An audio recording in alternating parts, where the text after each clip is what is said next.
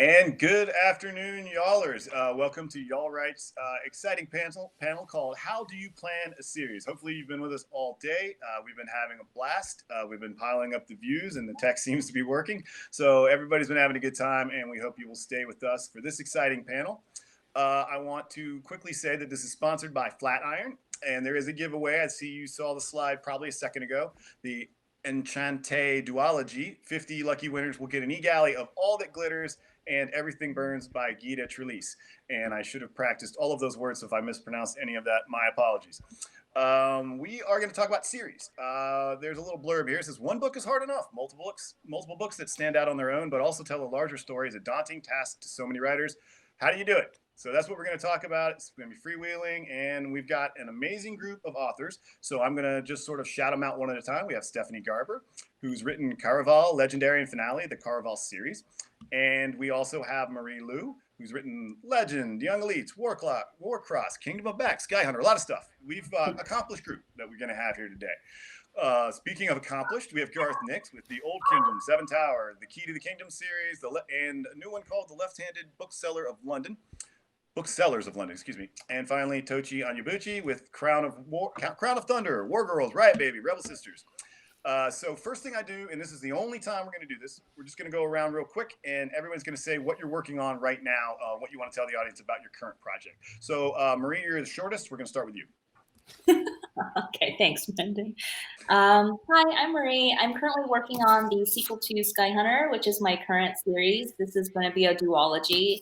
It's sci-fi set 5,000 years in our future, but in a regressed society. And I just got back my notes on book 2. So that is what I'm going to do. So that's a wonderful day, I imagine, right? Stephanie? I can't say what I'm working on yet. We're going to announce in a couple weeks, but you can get a sneak peek. The Caraval Collector's Special Edition came out. Uh-oh, did my sound go out? No, we can hear you. Okay, I can't hear anything. She's going freestyle. Here we go. Yeah, I'm like, that wasn't working. Sorry, guys. Yeah, there's a sneak peek. We haven't announced the book, but there's a sneak peek in the back of this one. So if you want to guess what I'm writing, and I'll share it in a couple weeks. Everybody does love the nebulous sort of, I can't really tell you what I'm doing, but it'll be out at some time, and I hope you enjoy it in the future. Like, trust me, it's the curse that we all have to deal with. Tochi? So I am currently at work on my next adult novel, Goliath, which is at the moment slated for winter 2022. Can't go too far into details, but it's post-apocalyptic. It deals a lot with environmental racism, and it's really, really, really, really good. Like, really good. So that's dope. And then next week, my young adult novel, Rebel Sisters, actually drops. So that is very, very, very exciting. Sequel to War Girls. I had a lot of fun writing it. Also very, very, very good. Tochi, that's one of the things I've always liked about you. You see a lot of writers on Twitter, and they're all like, oh, God, my work is terrible. I loathe everything I do. And like, oh, I hate getting up in the morning looking at my work. And Tochi's like, my books rock, man. What are you talking about? I love my books. They slap. Yeah, no, absolutely. I like it. Garth? Well, I guess very appropriately for this panel, my next book is in one of my existing series. I'm writing a book called Terciel and Eleanor, which returns to the Old Kingdom series. It's a prequel, so slotting a book into the timeline of an existing series is something perhaps we'll talk about. I am behind schedule, like many people this year, with lots of stuff going on, finding it harder to write. I think I've rewritten parts of this book so many times. I'm always rewriting, I'm always revising, but this one has had even more than usual. So yeah, Terciel and Eleanor.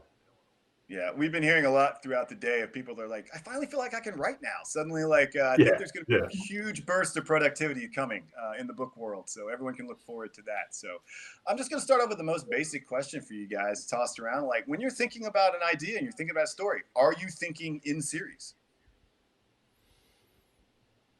And I'm not going to assign anyone to stop after this time. I'm not going to tell anybody to talk first. So Stephanie, what do you think?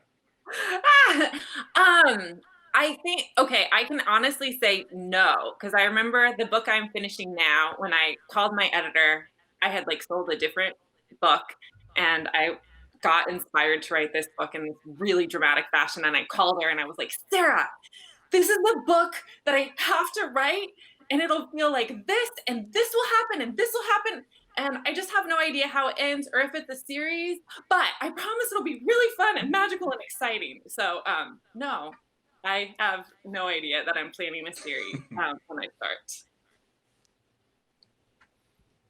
Yeah, I'm kind of similar in that way, where I think I consciously don't know that I'm going into a series, but unconsciously know that I am. Because when I start writing my story, it is very clear that the story needs to be longer than one book. But every single time I pitch a new series and my agent is like, now you need to write up the outlines for books 2 and 3 or however many, I'm like, and then things happen, and then there was a storm, and then people die. And I don't know. I don't know what happens in those books. So I guess I know, but I don't know that I know. So it's been interesting for me because it's always been a combination, particularly with series, of inspiration, but also market considerations or like professional obligations, right? So my young, my young adult work has usually been sold in the pitch phase. So like before a single book has been written, and in those circumstances, I have the whole thing more or less planned out, or I know that for instance, the War Girls series is, contractually obligated to be 2 books, like at the moment, dot, dot, dot. But what happened in Rebel Sisters, I didn't know until maybe like two weeks before I actually started drafting it. Like I had one idea of what was going to happen in the aftermath of War Girls. And then in the very last minute, scrapped it because a totally different and even better idea came into my head, and I was like, "This changes everything." So like it's a combination. It's a combination of things. But it was interesting because with War Girls, I wanted very consciously to write 2 books that could stand alone, but whose reading experience was augmented by reading them in concert. Whereas with Beast Made of Night and Crown of Thunder, you have to read them together, because if you get to the end of Beast Made of Night and you get very mad at me, know that there was a plan all along. I guess I'm in a similar situation, in sometimes knowing a series is coming and sometimes not. I think I was thinking about this just this morning, because it is the future here in Australia. It is Sunday morning for me. So much earlier this morning at 4 a.m. The series where you have a planned series where it's going to be a number of books and you're going to tell a big story over 3, 4, 5, however many books, and each book is like a chapter in that bigger story. So they don't really stand alone all by themselves. They are part of that organic series. And then you have series where each book actually does stand alone, but they're all connected. They're in the same world or the same characters. And you have series which just straight out continue like a serial, where it just goes from one to the next, and they're all just part and parcel of it. So there's all of those things, and I've done all of them, I guess, from the Old Kingdom. I wrote Sabriel as a standalone. I wrote Lyra Eleanor Pawson actually as one book, one giant book, which my editor said, "Hey, how about we split this into 2?" So it became a trilogy, but it's really one book and a duology. And then I came back to it later and added on a prequel and then another book. So there's so many different ways to come at what is a series, how do you make a series, and then I've had very planned series like The Seventh Tower, which I planned out. The one thing I typically do know in all of those cases is I don't know what's in between, but I typically know the end, where I want to get to at the end of my planned series, or each book and of the planned series. But so there's some planning, there's some I don't know, and some just find out what happens, and some books just lend themselves to keep going and do more things. Well, I think that's a good, interesting point. Like a lot of people ask that question. Like when you write a book and maybe you sold it on pitch, so you kind of know it's going to be more than one. And duologies seem to have replaced trilogies as the new sales packet. They like to buy 2 now, and 3 is less popular, although they often end up in 3.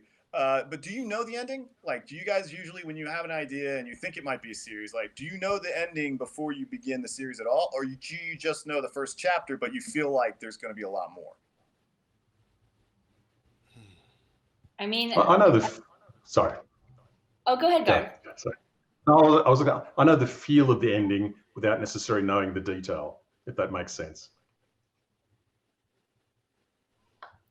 Yeah, I know like kind of a nebulous end, but I think like my previous answer, I consciously think I know that this is going to be a certain ending that I'm shooting for, and then unconsciously my brain is like, that is not the actual ending that you're shooting for. So I have something that I think I'm working towards, and I thought that I knew for each of my series what that ending would be, and then without fail, every time when I hit book 2, or I guess book 1.5, if I'm writing on duology, I'm like, okay, I actually cannot do that, and my brain has compiled new information based on whatever I've been revising in my first draft of the first book, and told me that no, actually, you got to go this way. And so there's usually like an alternate ending that I end up with. So I have lots of like outlines where I have this ending that I never really reach, and they're almost always more depressing than the ending that I actually end up with. So I don't know what that's about my mental state when I begin a series, as opposed to like halfway through. But yeah, I halfway know. Release the Snyder Cut. That's right. That's right. That gives you plenty of material for all of those like little promotional things you do. Like, oh, do you have an ulcer? I do. I have a chapter. I have 5 chapters I didn't use. Right. Stephanie, what about you? When I wrote the Caravel series, it was like Caravel was my first book, so I didn't know if that would even get published. So I wrote it as 1 book, and we sold it as 2 books. And the way that ended just happened to be like a really horrible cliffhanger, or just a really tragic ending to a series. So I was like, hey, can I have a 3rd book? But with this series I'm working on now, which I didn't know was a series at first, and it's like the opposite, where I was like, okay, I know I don't want to make the same mistake, where I'm just like, is this going to keep going? And so I have the ending of the romance. Like that's like my favorite part to map out. So I arced the ending of the romance for like the first book and the 2nd book and the 3rd book, even though I haven't sold the 3rd book, but I have a plan this time. So I'm like being a hopeful writer, but I don't know the plot of the 3rd book, how that ends. Like I know how the 2nd book, like I have a whole thing figured out, but the only thing I know in the 3rd book is like, this is how this romance ends. So that's how I've decided to start plotting. Yeah, I know the endings book by book. And I think as far as thinking ahead, I know if there's really dope stuff that I want to write about that I didn't manage to like fit into book 1, like I'm like, okay, I got you. Like you know, I haven't forgotten about you, giant mech battle. Like or if there's like a particular, like image or something that really stands out that I didn't necessarily get to work towards in book 1, I'm like, okay, I know that I can use that as a signpost for the plot in book 2, or I know that that can be a sort of a beacon in terms of helping me figure out the plot in book 2. But I don't know that I necessarily know the ending of the series. Like the ending of Rebel Sisters, I had no idea what that was while I was writing War Girls. And I'm kind of glad that I didn't know what that ending was. Mm-hmm. All right, so you're in the middle of these series, and they've become series. We're past the Genesis point. Do I know it? How am I going to sell it? You're in it. You know it. You've got a deal. People bought the book. They're going to buy a 3rd one. So how do you keep track of the details? Because I'm sure you guys have all experienced the phenomenon. I've written 2 trilogies and then a series that ended up going 5 books plus a short story collection. And you're familiar with the phenomenon where you're out touring, but you're writing or just finishing up the next book. And now all of a sudden you got to go back a year and not spoil anything and talk about a book that you haven't looked at in a year. So how do you keep track of the details as you go through your series? Do you do a book Bible? Do you just keep spreadsheets? Like, do you have an assistant who does it all for you? How do you do that? Given that, we work in long periods of time and we usually don't reread our old books. Like, how do you keep everything straight? Wait, you guys don't reread your books? Oh God, no, I do. I do only when I have to for writing series, but that's when I do have to reread them, particularly coming back to a series 10 years later or 12 years later. and it's like I can't remember anything. But the other really useful thing is the very kind people on Wikipedia who write up all the details. I've looked at the Wikipedia entries for my own series and gone, oh yeah, I've forgotten about that. So that's very handy. Thank you, That's people of amazing. Wikipedia. Yeah.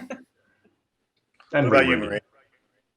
I'm like Garth in that way, where like I will read through my book again if I have to for work stuff, but otherwise I have a lot of trouble getting through it because I will start reading it. Like when I was writing Rebel, I had to go back and reread the Legend trilogy, or I thought I did, and then I started reading Legend. And I was like, oh God, I want to change everything. I want to change every sentence. I want to change every chapter. I have so many things I need to fix. And my editor brain just goes into just short circuits. So I'm like, I need to put this down. So the Wikipedia thing is a really good idea. Yeah. Got to be careful. I mean, I have occasionally thought that's not right, and it's not been right. So there's a little that's a slight difficulty, but it's Really? very useful in general. I'm accidentally reading fan fiction of my thing and not actually the story. Yeah. So do any of you keep like actual notes, like a file or any kind of way to keep track of these details?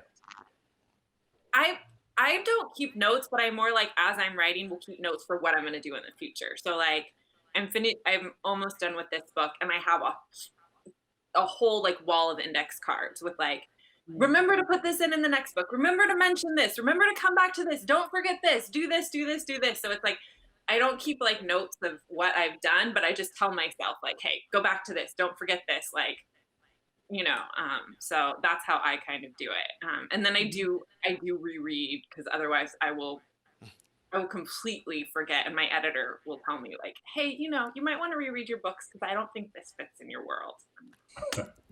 The shade of it all. That's so funny. Yeah, so for me, I have, back when I was a Microsoft Word like fanatic, I would have a separate like book 2 document, and it would be sort of like what Stephanie was talking about, all the things that I wanted to like talk about. And it would include, like links to news stories that I needed to research, or just like really cool tidbits about things, or even just like scenes or bits of imagery.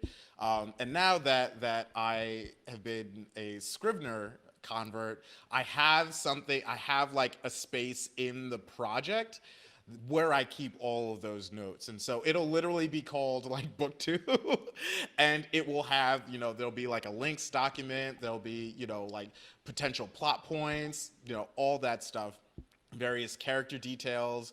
And so it's not necessarily that I keep notes that I'm able to refer back to when I'm working on book 2, so much as it is like remembering stuff that's occurred to me for future story as I'm working on book 1.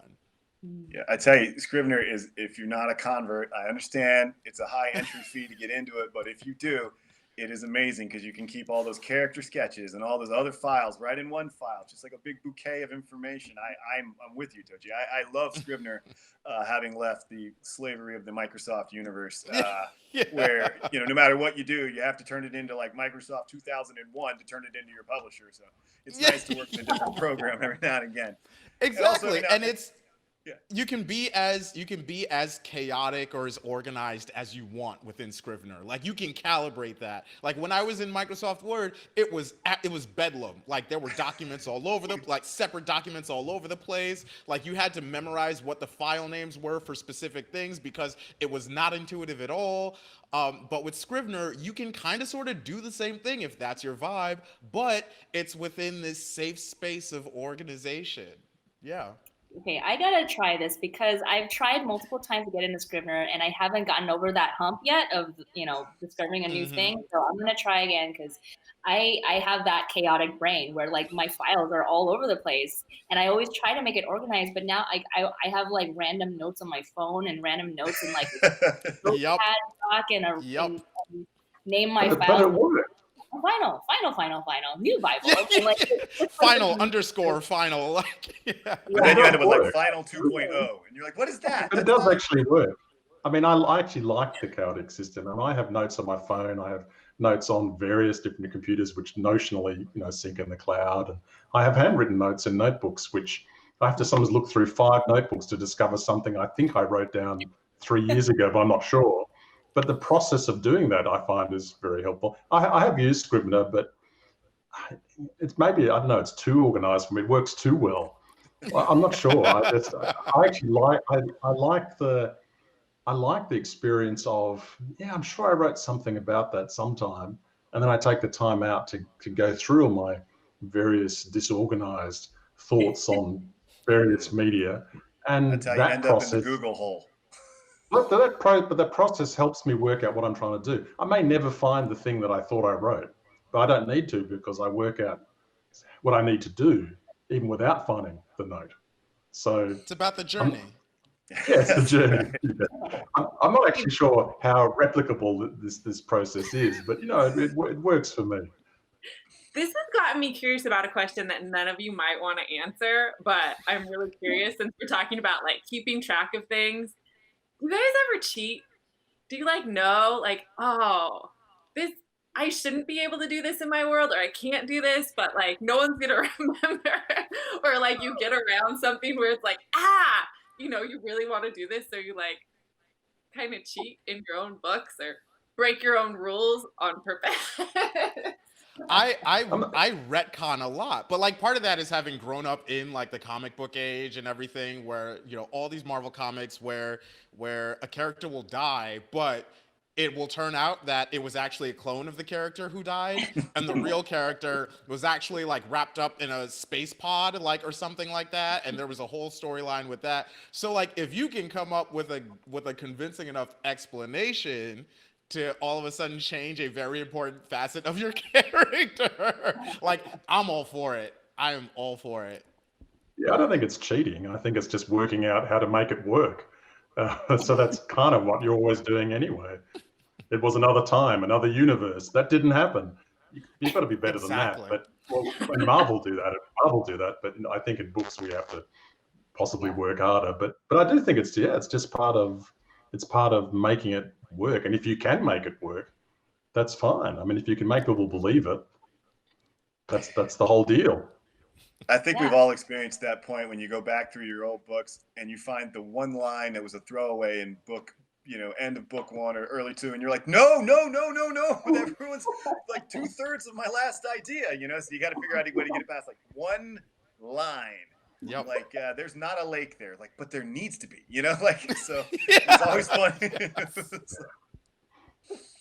It's true, and I feel like I do that more. I let myself do that more in the later part of a series than I do in book 1, because I feel like you can get away with more in the later part of a series than in book 1, just because like reader priorities are different. Like book 1 is just like, I'm trying to not give people any reason to put this book down, so I'm just trying to make that book something that propels forward. But then like as the book goes on, I think readers kind of more are about the feeling of it, and they want like a certain feeling, or they want a certain character. So then I can kind of be like, well, I was going to kill off this character, but I'm going to magically make them come back because it was the clone. And I want to ask about that. And they're like, that was convenient, but you know what? I don't care because I really like this character, so it's fine. And I know that people will forgive me more. I want to actually ask about that, because y'all have been doing series like way longer than I have. Have there been like characters that you killed, and then in a later book you're like, oh, but this character would have been like, how do you deal with that? Do you like create another character that's kind of like a shadow of that previous character, or like do you space pod it, right? Like it was the clone that was killed. Like how have you dealt with that? Well, I think you just gave 2 examples. Yeah, I just kill characters and bring them back to life in the same book. Like, I just do it a whole lot. Like, people don't trust me anymore. It's very like Vampire Diaries. Like, anyone who dies, there's a really good chance they're going to come back to life. So I've just kind of decided, like, I can bring anyone back to life for any reason, because that's how I started my series. And I really don't like playing characters for real. So, yeah.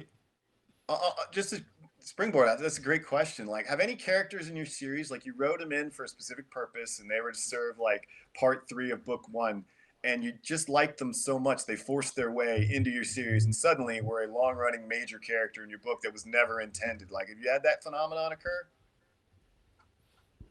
Oh yeah, frequently. I were supposed to be cameos or were supposed to die in a single scene and just keep returning. And it's just like my brain, when I reach a later scene in that draft, and my brain's like, we need a random character here. I'm like, it's that one guy from chapter 2, isn't it? Like, he's gonna come back, isn't he?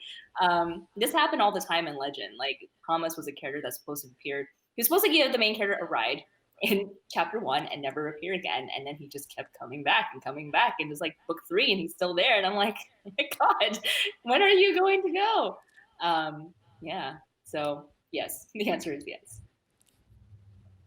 That's great. It's when they work, the character works and they become alive, and then so you use them again. I mean, I love it when characters become more interesting through a series, and particularly when you don't think they're going to be very useful. So that's part of the fun, isn't it? Yeah, no, it's so like there was a minor character in War Girls who has essentially become the main villain of Rebel Sisters, and I did not see that coming at all. Yeah.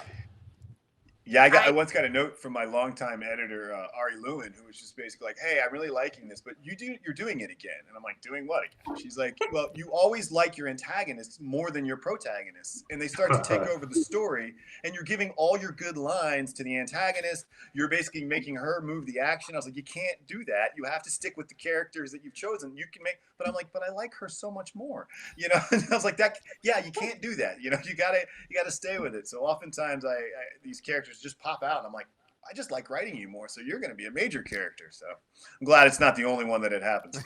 I wrote a whole book that way. I wrote this Legendary, and so I had decided after finishing Caraval at some point, which is about a game, this magical game, and there's absolutely nothing about cards that come to life, but I really wanted this villain that was like a jack of hearts that had come to life from a deck of playing cards. And I was so obsessed that I worked it into the sequel, and somehow the whole sequel was just about this card. And there was no Caraval at all in the sequel. And my editor and my agent were both like, let her be done. No. And I was like, but this character is great. And they're like, yeah, but you just like completely went off the rails. So I had to completely rewrite that book. But I kept that character, and he took over more and more of the series. But like, I made the mistake of going way too far. I'm starting a new series in the middle of this, and they're like, no, you're not. Well, this is interesting because I feel like this is why so many of us, end up deviating from what we thought was going to be an ending or don't know what's going to happen later in the series, because the characters kind of just commandeer the plot. And then, you end up in book 2 with a minor villain who is going to be now a major villain. And you're like, well, this has changed my entire plan. So yeah, it's a huge part of it. So we've got a little bit of some chat going on the side here. So I've got some questions that have been popping up. And Belinda asks, how do you think about character growth over a series? Do you plan big and little arcs, or do you figure it out when you get to the next book? So I'm going to put Tochi on the mark on that one. Yeah, no, so for me, a lot of character growth is situational. So it'll be, I think the thing that changes will be the sort of magnitude of situations that I throw at a particular character. And their reactions, of course, will be built off of stuff that they've gone through in book 1, just like how in real life, your reactions to things are based off of your, in many ways, your reactions to previous events or previous stimuli or what have you. So it's sort of like with a lot of my writing where I will often see, the headlights will illuminate the part of the road that's right in front of me, but I may not necessarily see the, what this character will be like by the end of the series. All right. Sabrina asks, can you switch which character you follow as the main character from the first novel to the second? That's a dicey proposition. It can be done, but Marie, what advice would you give on that one? I think anything is possible. I don't think there's any, hard and fast writing rule that can never be broken. So I think it's absolutely possible. I haven't personally done it, but I definitely have added in points of view as certain characters' priorities have shifted up as the story goes on. So I've definitely, included more of a character say as the story goes on. So I think it really depends on what arc you're trying to fulfill, and if you feel like your main character has fulfilled that arc in the first book, and you have more story to tell, but you need a different character to tell it, and that character has like the arc that you feel like fits that story best, then I think that's the way to go. So it depends. It depends on your story. That's the universal. Well, I was going to say that's the universal. Marie's just given the universal answer to any writing question, but the answer is it depends, because you can do it. You can do anything you can get away with. So it depends. It's also the answer to any publishing question as well, not just writing, but also business publishing. The answer is always it depends. So there's no hard and fast. There's no hard and fast rules. Yeah, certainly. I mean, there are risks to it, because particularly in an ongoing series, or if you've written something that people expect as a trilogy, if you change your main viewpoint character, will you carry your readers on with you? So there is that risk, but of course you can do it if it works. You can do anything if it works. I did it in the Caraval series. So Caraval's from one sister's perspective, Legendary is from another sister's perspective. And I did it in part exactly for the reasons Marie talked about, because my first character, her romance arc was complete, her character arc was complete, and I thought it would be really fun to write from this other sister's perspective. And I love that book, and a lot of people do, but I also frequently get tagged in a lot of very angry posts. Just the other day, someone was like, I am still mad that she changed point of view, and they hadn't read the book, they just like didn't want to out of principle. So I have gotten a lot of people, like, it's those risks that Garth and Marie were also just talking about. I think you do take a risk. I didn't know that I was doing it, or I might not have done it. But I feel like it was right for the character and the story. But it definitely, people have real strong opinions. So I think it's the right thing to do. I mean, I think what you feel is how the story should be is the right thing to do, even if readers do get upset about it, or there is energy created that's negative. You should still always, in my view, tell the story you really want to tell, and not worry about how people will feel about it. And I think that mostly works out better than trying to second guess everything and trying to make everybody happy, because you can't. So, I mean, others may feel differently. Natalie writes, how do you avoid the sagging middle books, the dreaded mushy middle? Now you've taken it from a book and you've extended, we'll call it a trilogy. I think everyone here is familiar with the trilogy. So now you're taking the risk of that sagging middle of your book, and you're going to extend it across an entire novel, because you've got a novel too. For me, I've always actually really enjoyed writing the second book. I've actually found that to be an easier book to write than the third book, because I can punt everything I don't want to deal with yet to the third book, but I can ramp up the stakes, and I can make my character lose a lot. And I think that adds, the Empire Strike Back kind of feel to it, like beat them up in the middle and then you go to second. So what is your strategy to avoid that? Like, we're not getting to the end, but we're not at the fun beginning. We're just in the middle. Stephanie. I'm like you, Brendan. I do like the middle. Like, I think for the book I'm working on now, especially because I was like, okay, I'm stretching this romance out, so I feel like all the fun stuff is going in the middle. Do any of you guys use the book Romancing the Beat? Anybody? It's like familiar with that one. Like super tiny, and it just is like all the beats for it. And all the fun stuff is in the middle. So that's like right now, I'm super excited, because it's like, oh my gosh, this is where I get to torture my characters by making them really fall in love. So like, instead of losing, I'm like torturing them with love, which is one of my favorite things to do. Anyone else? Middle tips? Yeah, I was going to say, I think that what Stephanie just said is brilliant in terms of tackling a middle book.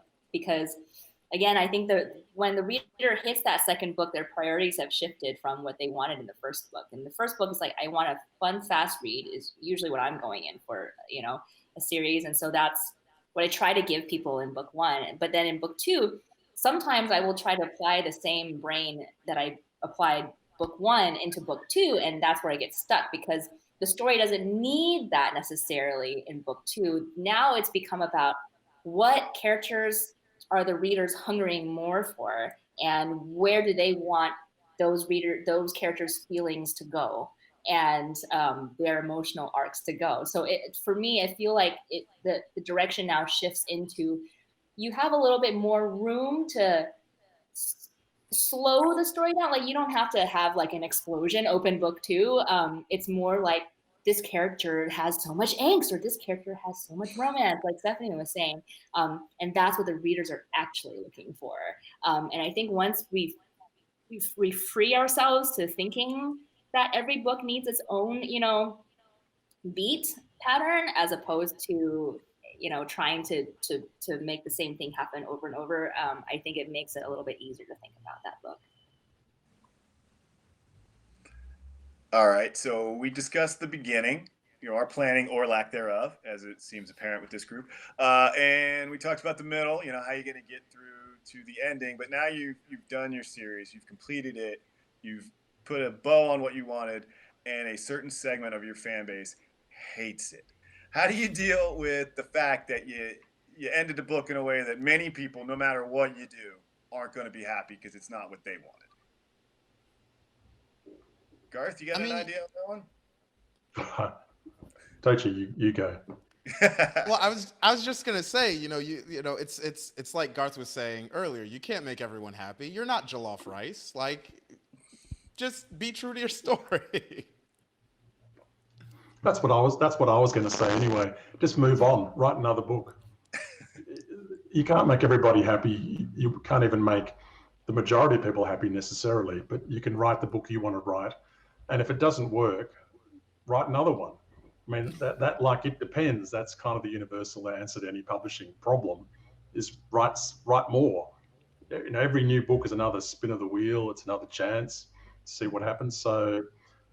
Just try and move on. I mean, it's easier said than done, of course. I mean, psychologically, if people don't like something you've written, that's very hard, particularly if lots and lots of people don't like it.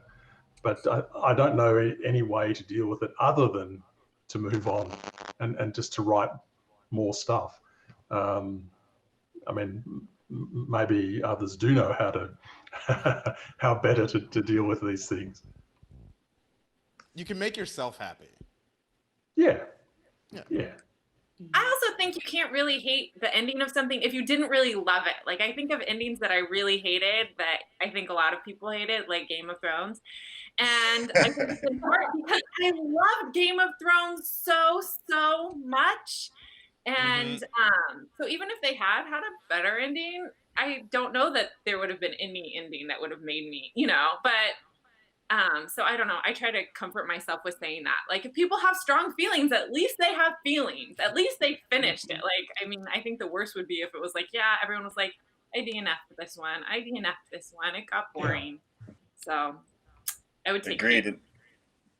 I think when you get readers into a series, they all sort of finish it in their head, and it's just impossible that you could ever match up with many of those choices that they've made for the characters. And so, most readers will accept your choices and be like, oh, that's not what I was going for, but I liked it. But it's every now and then you get to, it's like, no, it's supposed to end the way I imagined it. It's like, you can't do that, bro. I don't know how to help you there. Josh asked a bit of an industry question, so we'll throw it out there. Can you speak a little more on the market pressures to create a series versus a single book? How does that impact the type of stories you choose to tell or craft them, or does it? Well, it changes all the time. I mean, industry expectations change all the time. I mean, right at the very beginning, you talked about how duologies are now the new trilogy, as it were, from a sort of publishing deal perspective, and that's certainly true. Publishers are being more cautious about what they invest in. I guess my view again, and I've worked in publishing as well as being a writer for a long time, so I've been an agent and I've been an editor and so on. My view, shaped by that as well as by my own practice as an author, is that you're always better off trying to write what you really want to write and working out how to sell that than you are to try and work out what's selling and then decide what to write based on that. So if you want to write a trilogy or you really desperately want to tell a story over a series, I would try and work out how to do that. as opposed to try and second guess that, oh, it should be a duology now. I've written a trilogy, but I've got to turn it into a duology. I would try and sell it as a trilogy or whatever it's meant to be first. And it may be more difficult if you've written a 12-book series and it's you're starting out with this giant thing. That may be more difficult, but I would still try, and I would explore every possible avenue, and until I then said, okay, that's not going to work. I need to do something else, and that's part of it as well. Is sometimes things don't work, and so I'd put them aside and write another book. So. All right, we've only got a few minutes left, and you guys have been great. And I do like to ask this question. This is a craft festival and a craft panel, so I want to ask you guys to each give me one great craft tip you learned from either another author or a book or someone that taught you earlier in your career that you really take to heart and you think about when you write all of your books going forward. Like, if there's anything someone said to you that really resonates that you would like to share with our audience. Ooh, I remember. Tammy Garcia gave me this tip in like a hotel lobby hallway or a hotel hallway. I remember it was like one of my first author events, and she was like, I don't even know if Caraval had come out, and she was like, put breadcrumbs in your book. She's like, not doors, just little breadcrumbs, so that if you want to revisit your series, you can. You got to make sure they're not big enough that readers feel like you've left things unfinished, but just little trails that you can follow. And I loved that advice because it had never occurred to me. So I think that's really good advice. Like, if you don't know if you're gonna want to expand your world or not, try and leave little breadcrumbs so that you have the opportunity to. Excellent. My friend Amy Kaufman was the first one to mention to me the idea of doing like an id pass on my books. Or putting an id into my outlines. Like, so this is like based on like the whole id ego thing. And there's like ego books, which are books that are just like intelligent and competent. Like, my brain's like, this is a good book. And then there's like the ego books, like, or id books, like Twilight, which it just yanks on your feels. And we all have different id buttons. And like, some of mine are like, Thief with the Heart of Gold or other like, and Amy has a very specific one of like, the moment when you're stuck in the dungeon and your friend comes to rescue you and they're standing in the doorway and you see the silhouette and there's a glow behind them. She's like, that is my id. I feel it in my gut, So she's like, try to put in as many of your ids as you like in your story, like those moments. And I was like, wow, that's so brilliant. So now, in addition to me trying in vain to write like an outline that hits like classic story beats, I also do like an id pass where I'm like, what are all of my ids and how many of them can I put into this story? Because the more I put in, the happier I am. And I think the happier you are, the better your book. Tochi? I would say, just to sort of marry those two pieces of advice together, put everything that you love in the book that you're writing. Like, everything that you love. And it could be like the big stuff and some of the big tropey stuff, or it could be some of like the breadcrumb stuff like Stephanie was talking about, but don't hold back is basically what that boils down to. Put everything you love into the book that you're writing. And then when you get to the next book, do the exact same thing. Garth, real quick. Yeah, that's really good advice. This is more sort of philosophical whole career thing. When I was a very beginning author, I was at a festival, Southern Festival of Books in Nashville. I had one book out. No one knew who I was. I was signing next to Jules Pfeiffer, the cartoonist and writer. And afterwards, and he had like 1 million people. I had no one to sign books. And he said to me afterwards, when did your first book come out? And I said, well, in America last year. He said, well, you're 1 year old as a writer. He said, my first book came out in 1951. So I'm middle-aged as a writer. So think of it in that perspective. So I thought, that was a really great way to frame it and make me feel better. And now I'm 30 as a writer, so I hope that I've got a long way to go. And it proves you're never too old or too young to join the business and be a newbie. So thank you for everyone. Wonderful work, guys. We hope you're appreciating your day with YALLWrite. More to come, and I want to give a big thanks to our panel. So thank you guys so much. And we will have more stuff as the day goes on. But everybody, we're going to say sign off now. So have a good rest of your afternoon. Take care, everyone. Thank you. Thanks, everyone.